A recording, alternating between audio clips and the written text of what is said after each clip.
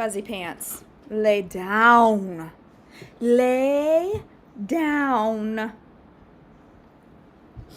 Oh, hi. Lay down. Bessie, lay down, buddy. Go get in your bed. You're stressing your mother. Good morning. Happy Friday. Sebastian, lay down. Lay down. You're not supposed to be doing that. Lay down. Thank you. Okay. Good morning. Happy Friday. I am yelling at the dog. Good morning, Rita. Oh my gosh. I should get the Bible out. I'm having a morning. I've got a world's worst headache right now. Well, I wouldn't say the world's worst. That's probably a bit of a stretch. But I do got a pounder right here. What do we got going on today? Ooh. Ooh. She's a long one. We all ready? All right. Let's jump in. Oh, Rita, I'm sorry. I know you wanted to sleep in this morning. I didn't get to either. I'm going to sleep in July when I'm on vacation. Maybe. I haven't been able to sleep in now for a while, and I could use a good sleep in. But if I get past 7 o'clock, I start hurting, and then I got to get up anyway, because that's what getting into your 40s does for you. All right. Korra's rebellion, Numbers 16, 1 through 50. One day, Korra, son of Izhar, a descendant of Kohath, son of Levi, conspired with Dathan and Abiram, the sons of Eliab, and On, son of Peleth, from the tribe of Reuben. They incited a rebellion against Moses, along with 250 other leaders of the community and all prominent members of the assembly. They united against Moses and Aaron and said, "You have gone too far. The whole community of Israel has been set apart by the Lord, and he is with all of us. What right do you have to act as though you are greater than the rest of the Lord's people?" When Moses heard what they were saying, he fell face down on the ground. Then he said to Korah and his followers, "Tomorrow morning the Lord will show us who belongs to him and who is holy. The Lord will only allow those whom he selects to enter his own presence. Korah, you and all of your followers must prepare your incense burners. Light fires in them tomorrow and burn incense before the Lord. Then we will see whom the Lord chooses as his holy one. You Levites are the ones who have gone too far." Then Moses spoke again to Korah. "Now listen, you Levites. Does it seem insignificant to you that the God of Israel has chosen you from among all the community of Israel to be near him so you can serve in the Lord's tabernacle and stand before the people to minister to them? Korah, he has already given this special ministry to you and to your fellow Levites. And are you now demanding the priesthood as well? The Lord is the one you and your followers are really revolting against. For who is Aaron that you are complaining about him?" Then Moses summoned Dathan and Abiram, the sons of Eliab, but they replied, "We refuse to come before you. Isn't it enough that you brought us out of Egypt, a land flowing with milk and honey, to kill us here in this wilderness, and that you now treat us like your subjects? What's more, you haven't brought us into another land flowing with milk and honey. You haven't given us a new homeland with fields and vineyards. Are you trying to fool these men? We will not come." Then Moses became very angry and said to the Lord, "Do not accept their grain offerings. I have not taken so much as a donkey from them, and I have never hurt a single one of them." And Moses said to Korah, "You and all your followers must come here tomorrow and present yourself before the Lord. Aaron will also be here. You and each of your 250 followers must prepare an incense burner and put incense on it, so you can present them before the Lord. Aaron will also bring his incense burner." So each of these men prepared an incense burner, lit the fire, and placed the incense on it. Then they all stood at the entrance of the tabernacle with Moses and Aaron. Meanwhile, Korah had stirred up the entire community against Moses and Aaron, and they all gathered at the tabernacle entrance. Then the glorious presence of the Lord appeared to the whole community, and the Lord said to Moses and Aaron, "Get away from these people, so that I may instantly destroy them." But Moses and Aaron fell face down on the ground. "O God," they pleaded, "you are the God who gives breath to all creatures. Must you be angry with all the people when only one man sins?" And the Lord said to Moses, "Tell all the people to get away from the tents of Korah, Dathan, and Abiram." So Moses got up and rushed over to the tents of Dathan and Abiram, followed by the elders of Israel. "Quick," he told the people, "get away from the tents of these wicked men, and don't touch anything that belongs to them. If you do, you will be destroyed for your sins." So all the people stood back from the tents of Korra, Dathan, and Abiram. Then Dathan and Abiram came out and stood at the entrances of their tents, together with their wives, children, and little ones. And Moses said, "This is how you will know that the Lord has sent me to do all these things that I have done, for I have not done them on my own. If these men die a natural death, or if nothing unusual happens, then the Lord has not sent me.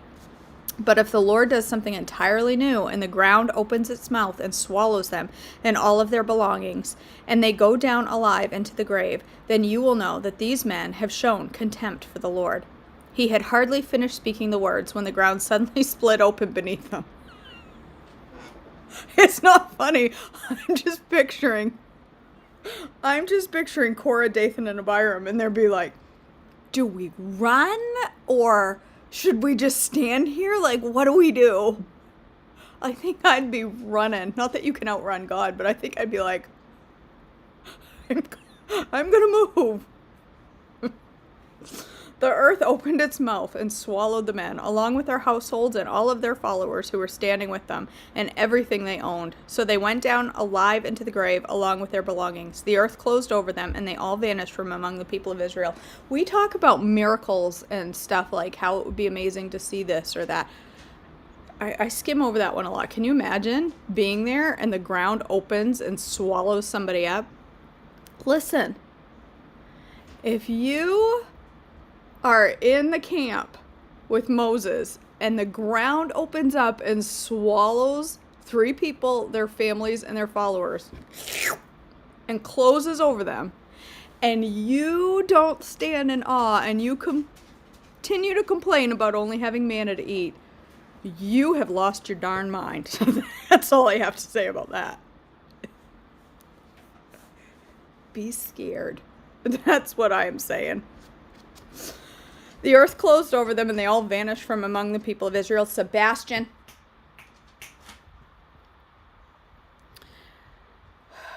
You're distracting me, buddy. Now I lost my place.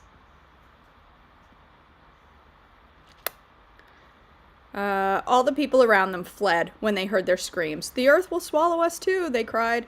Then fire blazed forth from the Lord and burned up 250 men who were offering incense. And the Lord said to Moses, "Tell Eleazar, son of Aaron the priest, to pull all the incense burners from the fire, for they are holy. Also tell him to scatter the burning coals. Take the incense burners of these men who have sinned at the cost of their lives, and hammer the metal into a thin sheet to overlay the altar. Since these burners were used in the Lord's presence, they have become holy. Let them serve as a warning to the people of Israel." So Eleazar the priest collected 250 bronze incense burners that had been used by the men who died in the fire, and the bronze was hammered into a thin sheet to overlay the altar. This would warn the Israelites that no unauthorized person, no one who was not a descendant of Aaron, should ever enter the Lord's presence to burn incense. If anyone did, the same thing would happen to him as happened to Korah and his followers. So the Lord's instructions to Moses were carried out. But the very next morning, the whole community of Israel began muttering against Moses and Aaron, saying, "You have killed the Lord's people." As the community gathered to protest Aaron and Moses, they turned towards the tabernacle and saw that the cloud had covered it, and the glorious presence of the Lord appeared. Moses and Aaron came and stood in front of the tabernacle, and the Lord said to Moses, "Get away from all these people so that I can instantly destroy them." But Moses and Aaron fell face down on the ground. And Moses said to Aaron, "Quick, take an incense burner and place burning coals on it from the altar. Lay incense on it and carry it out among the people to purify them and make them right with the Lord. The Lord's anger is blazing against them. The plague has already begun." Aaron did as Moses told him and ran out among the people. The plague had already begun to strike down the people, but Aaron burned the incense and purified the people. He stood between the dead and the living, and the plague stopped. But 14,700 people died in that plague, in addition to those who had died in the affair involving Korah. Then, because the plague had stopped, Aaron returned to Moses at the entrance of the tabernacle. This dog is obnoxious this morning. Okay. The budding of Aaron's staff, Numbers 17, 1 through 13. Then the Lord said to Moses, "Tell the people of Israel to bring you 12 wooden staffs, one from each leader of Israel's ancestral tribe, and inscribe each leader's name on his staff. Inscribe Aaron's name on the staff of the tribe of Levi, for there must be one staff for the leader of each ancestral tribe. Place these staffs in the tabernacle in front of the ark containing the tablets of the covenant, where I meet with you. Buds will sprout on the staff belonging to the man I choose. Then I will finally put an end to the people's murmuring and complaining against you." So Moses gave the instructions to the people of Israel, and each of the 12 tribal leaders, including Aaron, brought Moses a staff. Moses placed the staffs in the Lord's presence in the tabernacle of the covenant. When he went into the tabernacle of the covenant the next day, he found that Aaron's staff, representing the tribe of Levi, had sprouted, budded, blossomed, and produced ripe almonds. When Moses brought all the staffs out from the Lord's presence, he showed them to the people. Each man claimed his own staff, and the Lord said to Moses, "Place Aaron's staff permanently before the Ark of the Covenant to serve as a warning to rebels.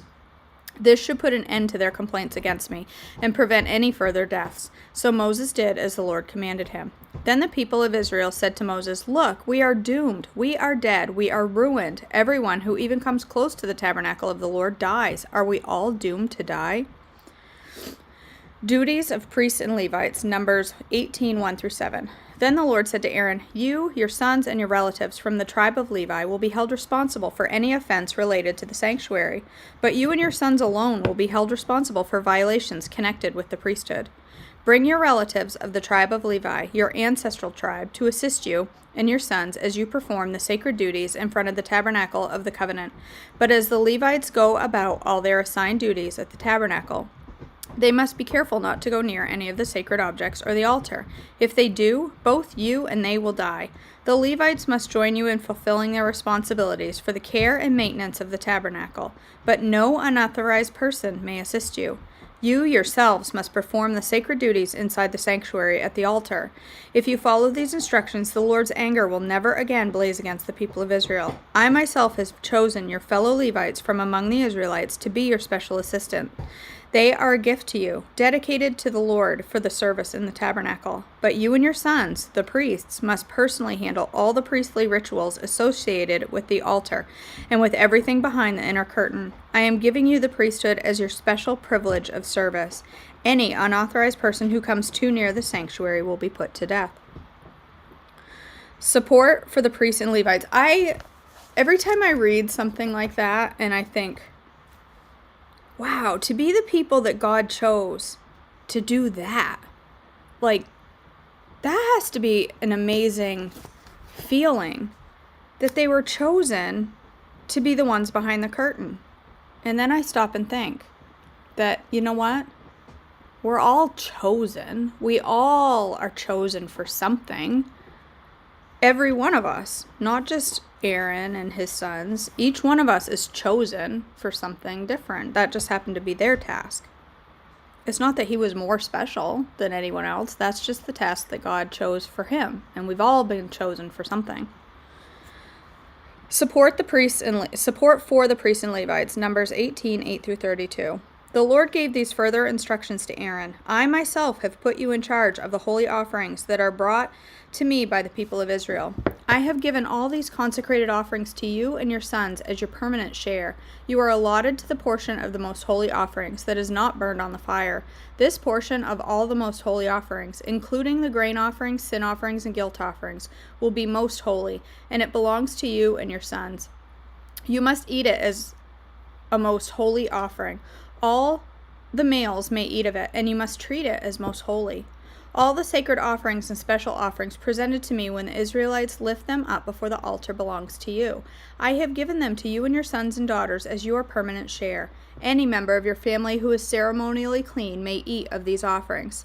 I also give you the harvest gifts brought by the people as offerings to the Lord, the best of the olive oil, new wine, and grain. All the first crops of their land that the people present to the Lord belong to you. Any member of your family who is ceremonially clean may eat this food.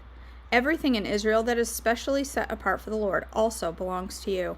The firstborn of every mother, whether human or animal, that is offered to the Lord will be yours. But you must always redeem your firstborn sons and the firstborn of ceremonially unclean animals. Redeem them as they are when they are 1 month old. The redemption price is 5 pieces of silver, as measured by the weight of the sanctuary shekel, which equals 20 gerah.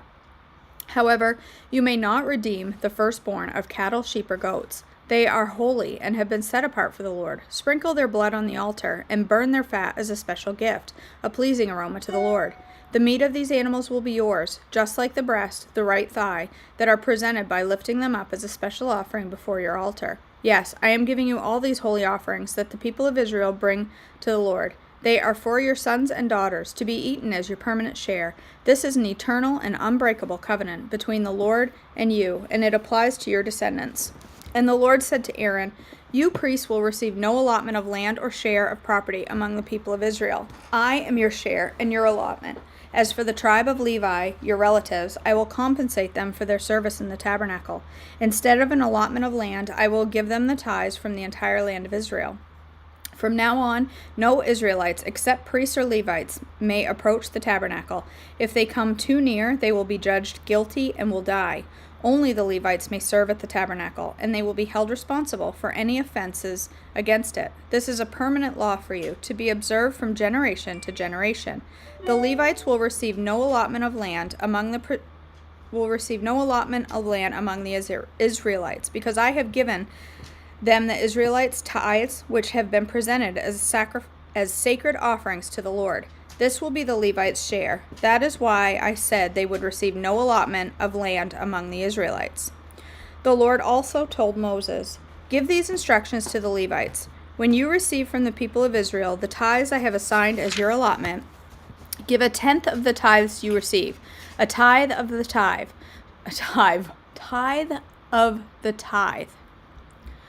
to the Lord as a sacred offering. The Lord will consider this offering to be your harvest offering, as though it were the first grain from your own threshing floor or wine from your own winepress.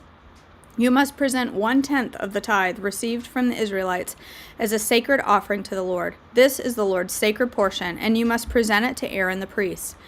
Be sure to give the Lord the best portion of the gifts given to you. Also, give these instructions to the Levites. When you present the best part as your offerings,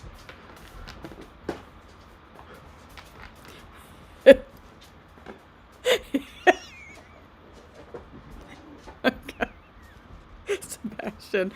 When you present the best part as your offerings, it will be considered as though it came from your own threshing floor or winepress. You Levites and your families may eat this food anywhere you wish, for it is your compensation for serving in the tabernacle.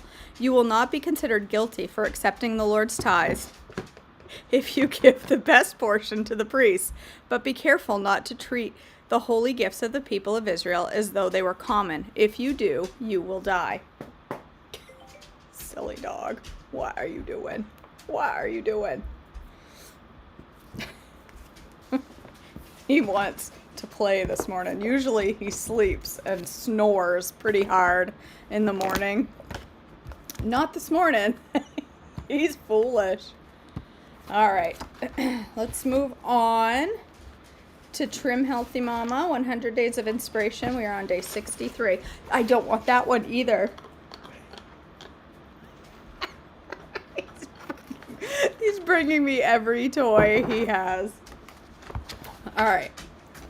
Day 63. In everything. 1 Thessalonians 5:18 is a daily challenge to me. In everything, give thanks, for this is the will of God in Christ Jesus concerning you.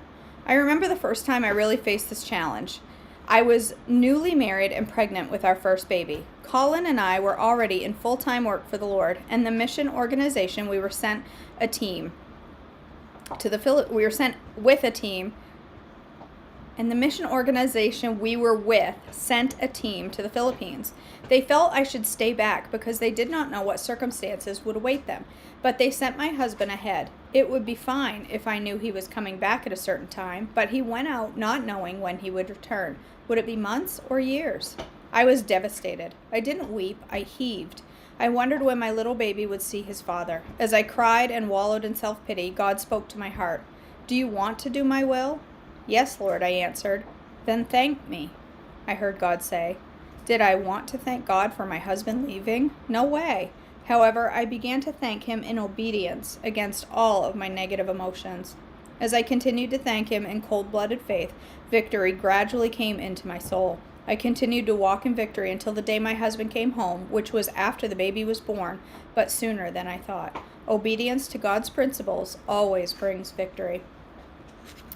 I love that. I was wearing a shirt the other day that said choose joy, and somebody sent me a picture of their same hoodie that they were wearing that said choose joy, and she said, I wish that instead of choose joy, it said choose thanksgiving and joy will follow. And I thought, wow, if that isn't the truth, choose thanksgiving and joy will follow.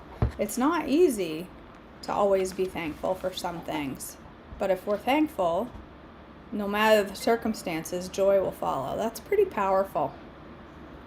Okay, eat fat. I like the name of this chapter. Genesis 45:18 says, I will give you the good of the land of Egypt, and you shall eat the fat of the land. Our Creator designed us to crave fat. Is our loving Heavenly Father so cruel that He would give us this craving from birth, but then punish us for eating it with health consequences? Healthy fats, yes, even saturated fats like butter and meat, can be part of our diet and our vitality. There are many references in the Bible to eating fat and being blessed. Jehovah himself in Genesis 18 ate both butter and red meat in the meal Abraham set before him. Was he setting us a bad example? We don't think so. Stripping the fat from all the meals causes imbalance in the body, including loss of lean muscle and more fat gain around the middle. Fat prevents heavy mood swings, is essential for brain and nervous system function. It keeps skin soft and less lined. It is critical for hormone production. Best of all, fat satiates like nothing else. It gives warm, nurtured fullness and quiets the cravings. Go fry yourself up some eggs and butter or coconut oil and enjoy that coffee with a swirl of cream, serene and pearl. Listen, it just struck me when I was reading that. Science is always coming out with a new statement or new recommendation or new, this fat is bad for you, that fat is bad for you. Don't eat this meat, don't eat that meat, red meat will kill you, coconut oil is bad for you, all of this stuff. If the devil doesn't show up with a pitchfork, okay? The devil doesn't walk into the house with a pitchfork and say, hey, I'm here to mess with you. No, he comes discreetly, and he comes in ways we least expect. And if the Bible clearly talks about fat and the health involved in fat, but in our world today, in nutrition classes and all of this, even the nutrition class I'm taking right now is like, careful with fat. The devil sneaks into every part of our world. He is in everything. So why would we expect it to be any different for recommendations about our diet? The Lord... That make you gag? The Lord... Listen, I can't have a serious moment because the dog's over here gagging. The Lord clearly defines what is healthy and what isn't. And if the Lord tells us fat is healthy, they eat bread in the Bible. It was healthy. They eat meat, fat all the time. But our world today confuses.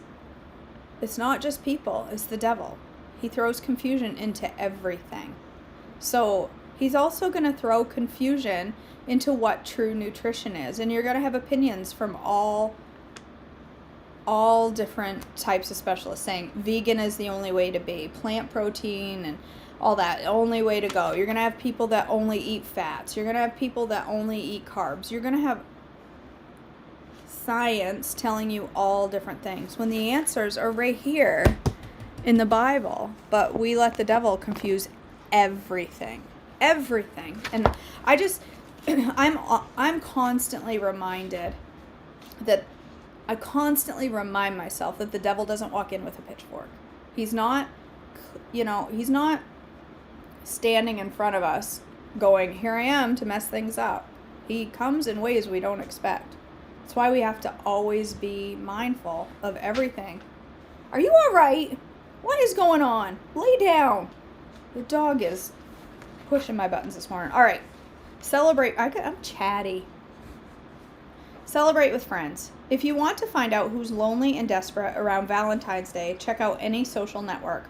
Online, I discovered that many girls didn't seem excited about Valentine's Day at all. I, however, plan to make the most of this event, single or not. I posted on Facebook.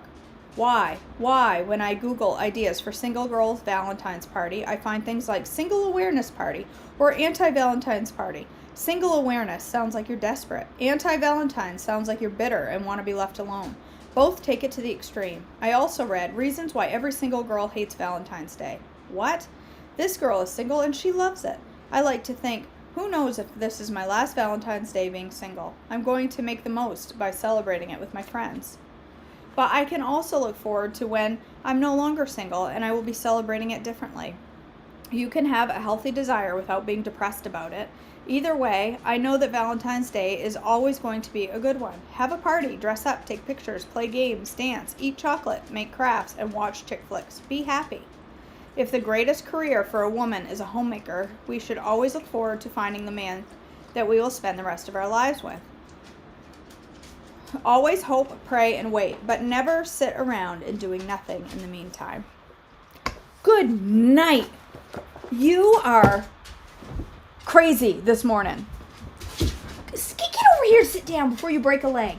Sit down. Sit. Oh my, look at him. What are you doing?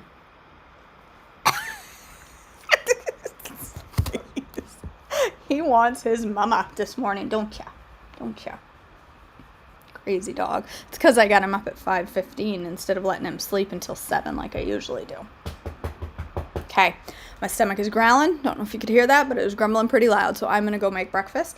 This morning, my breakfast is going to be a breakfast sandwich that is an E. It's going to be light and delicious, and I can't wait, and I'm grumbling, just waiting for it. My stomach is just growling. So I think I have to go let Mr. Man out in the 3 below weather. I think he might have to pee.